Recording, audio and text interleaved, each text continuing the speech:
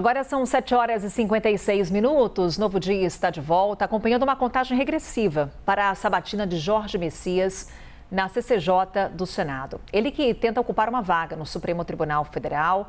Estamos nessa expectativa desde novembro. Vamos falar sobre esse assunto com o Pedro Moreira, que vai trazer para a gente mais informações. Pedro, expectativa porque já tínhamos ali a sinalização de Lula de que de fato ele seria o indicado em novembro. Ficamos ali no aguardo até que temos agora uma data marcada para essa sabatina na Comissão de Constituição e Justiça do Senado. Mas ainda Jorge Messias enfrenta a resistência da oposição. O que a gente tem de cenário por aí, já traçado pelo governo e, em especial, pelo novo ministro das Relações Institucionais, José Guimarães, ele que fez questão ali de receber a imprensa assim que assumiu o cargo e falou justamente sobre esse assunto, né? Foi sim, Carol. Mais uma vez, bom dia para você. Ótimo começo de semana para quem está com a gente. Na opinião do novo ministro, José Guimarães, essa situação, o momento mais difícil já estaria superado. Ele disse que há sim uma resistência da oposição, mas que ele vem conversando com o presidente do Congresso Nacional, do Senado, o senador Davi Alcolumbre, e José Guimarães disse que acredita que a votação vai acontecer sem sustos, como disse ele, nas palavras dele. A gente lembra que essa questão já teve uma relatoria, um parecer favorável pela indicação de Jorge Messias, já foi lido na CCJ do Senado. Falta então agora a sabatina, que está marcada para o próximo dia 28, semana que vem. Vai ser na CCJ, quando os senadores ali integrantes, tanto do colegiado quanto qualquer senador que queira se inscrever para fazer perguntas, vai poder fazer questionamentos a Jorge Messias. Na sequência da sabatina, a CCJ vota a indicação dele. No colegiado, ele precisa de pelo menos 14 votos.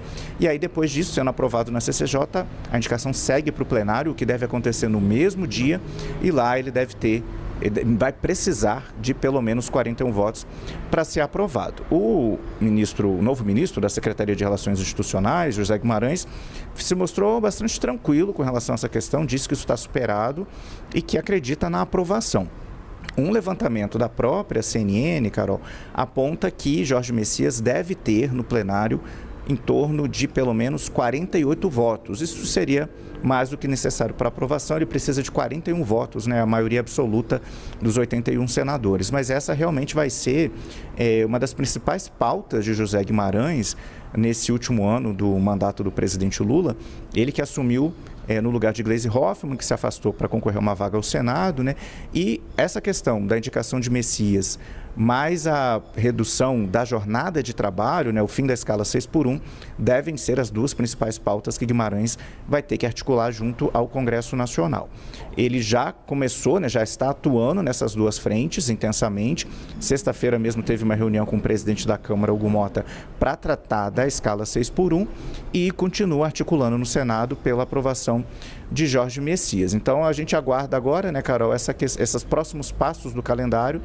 A sabatina está marcada para o dia 28. Foi até um pedido do relator, Paulo Aze, que foi atendido pelo presidente da CCJ para tentar antecipar, porque inicialmente estava marcado para o dia 29, mas os senadores pediram para antecipar para o dia 28 por causa do feriado de 1º de maio, para poderem antecipar os trabalhos, entregar essa questão logo.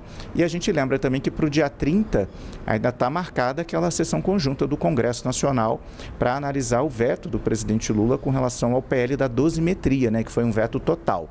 Então isso também dá uma folga maior para os senadores, para não ficar uma questão seguida da outra, até porque as sabatinas tem característica, tem uma questão de demorar muito, pode ficar horas ali, 5, 8 horas de discussão, e somado ao tempo da votação, essa questão poderia entrar noite adentro no Senado, e aí isso poderia, digamos assim, encavalar com a questão da sessão conjunta do Congresso, que está marcada para amanhã do dia 30. Então, por enquanto, José Guimarães se dizendo otimista, Carol. Com relação à escala 6x1, a gente lembra que há na Câmara duas propostas diferentes em andamento, o projeto de lei com regime de urgência que o governo enviou na semana passada, que reduz de 44 para 40 horas semanais a jornada no país, com aquele esquema 5x2, 5 dias trabalhados, 2 de folga, ao invés do esquema de hoje, que são 6 dias trabalhados por 1 de folga.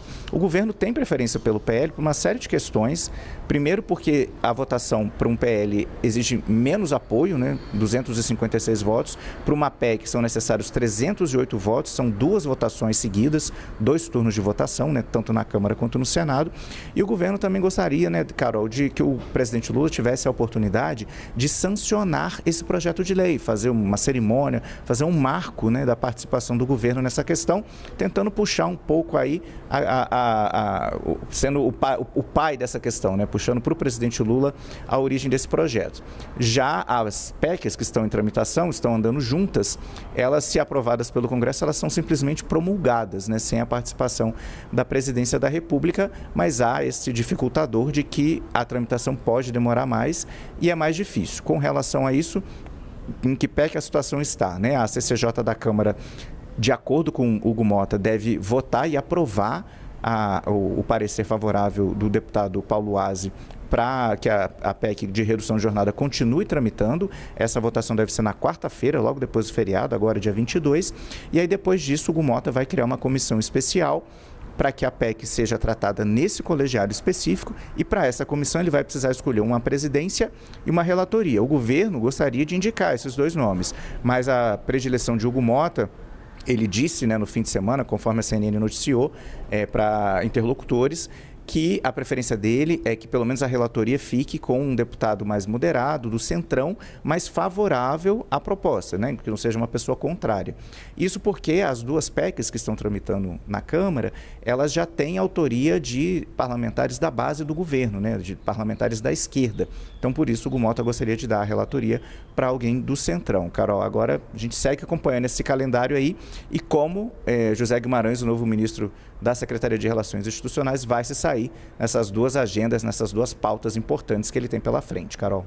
E discussões que acontecem, principalmente no caso do fim da escala 6x1, no ano eleitoral, que também é alvo de críticas de setores da economia. Pedro Moreira com informações para a gente lá de Brasília. Obrigada, Pedro.